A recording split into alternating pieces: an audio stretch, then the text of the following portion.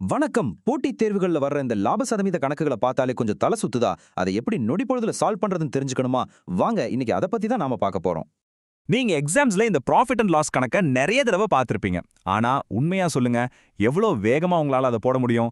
ஏன்னா இங்க வேகமும் துல்லியமும் தான் ரொம்ப ரொம்ப முக்கியம். சரி, ரொம்ப சுத்தி வளைக்காம நேரா விஷயத்துக்கு வருவோம். இன்னைக்கு நாம எடுத்துக்க போற கணக்கு ஒரு சட்டைய வாங்கி விக்கிறத பத்தினது. ரொம்ப சிம்பிளான ஒரு பிராக்டிக்கலான கணக்கு தான். கணக்கு இதுதான். ஒரு சட்டையோட அடக்க விலை, அதாவது காஸ்ட் பிரைஸ் 200 ரூபாய். அதை 250 ரூபாய்க்கு விற்கிறாங்க. அப்போ லாபம் எவ்வளோ? 50 ரூபாய். சரிதானே? இப்போ நம்மளோட வேலை என்னன்னா, இந்த ப்ராஃபிட் பர்சன்டேஜை கண்டுபிடிக்கணும். இதுதான் இந்த முழு அனாலிசிஸோட சென்டர் பாயிண்ட். ஓகே, முதல்ல ஸ்டெப் பை ஸ்டெப்பா எப்படி இதை சால்வ் பண்றதுன்னு பார்ப்போம். சொல்லப்போனா இதுதான் இதுக்கு பேஸ்மெண்ட். எந்த ஷார்ட்கட்டுக்கும் இதுதான் அடிப்படை. இதை நீங்க நல்லா புரிஞ்சுக்கிட்டீங்கன்னா அப்புறம் எவ்வளோ கஷ்டமான கணக்கு வந்தாலும் ஈஸியா போட்டுடலாம். இந்த மெத்தட்ல பாத்தீங்கன்னா வெறும் மூணு சிம்பிள் ஸ்டெப்ஸ் தான். 1, கொடுத்திருக்கிற வேல்யூஸ் என்னன்னு பார்க்கணும். 2, ஃபார்முலாவை அப்ளை பண்ணணும். 3, ஆன்சரை கண்டுபிடிக்கணும். அவ்வளோதான். ரொம்ப ஈஸி தானே? இப்ப பாருங்க, இதுதான் முதல் ஸ்டெப். கணக்குல என்ன கொடுத்திருக்காங்கன்னு எடுத்து எழுதுறோம். அடக்க விலை, அதாவது காஸ்ட் பிரைஸ், ஷார்ட்டா சிபின்னு சொல்லுவோம். அது 200 ரூபாய். லாபம், அதாவது ப்ராஃபிட், 50 ரூபாய். இப்போதைக்கு நமக்கு இந்த 2 தகவல் போதும்.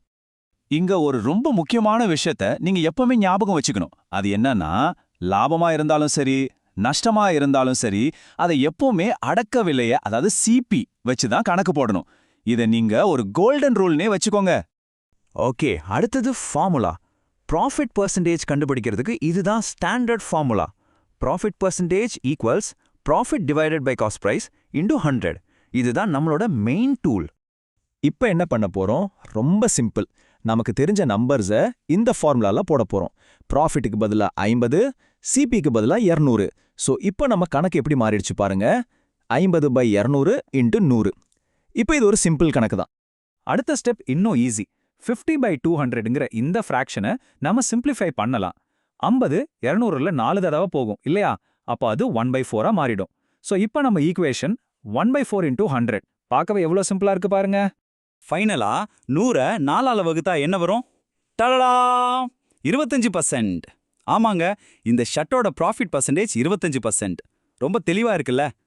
சரி, இப்ப நாம பேசிக் மெத்தட் பார்த்துட்டோம். இனிமே தான் அசலான விஷயம்.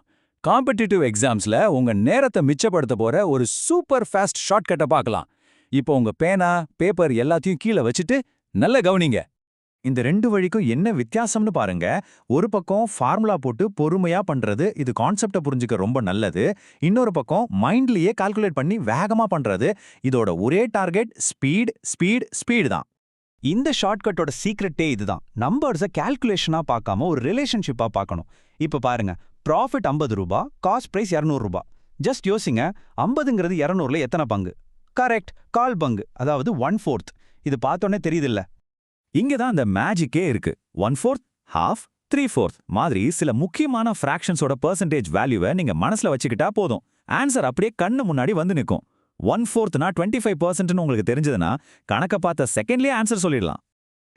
இதனால என்ன பெனிஃபிட்? எந்த ரஃப் ஒர்க்கும் இல்லாம, பேனாவை கையில எடுக்காம வெறும் சில செகண்ட்ஸ்ல நீங்க ஆன்சரை கண்டுபிடிச்சிடுவீங்க. எக்ஸாம் ஹால்ல இது எவ்வளோ பெரிய அட்வான்டேஜ்னு நீங்களே யோசிச்சு பாருங்க. சரி, அப்போ ஃபைனலா இந்த பகுதியிலிருந்து நீங்க என்ன தெரிஞ்சுக்கணும்? இந்த 2 மெத்தடுமே ஏன் முக்கியம்னு ஒரு சின்ன ரீகேப் பார்த்துடலாம். 3 விஷயம் நல்லா ஞாபகம் வச்சுக்கோங்க.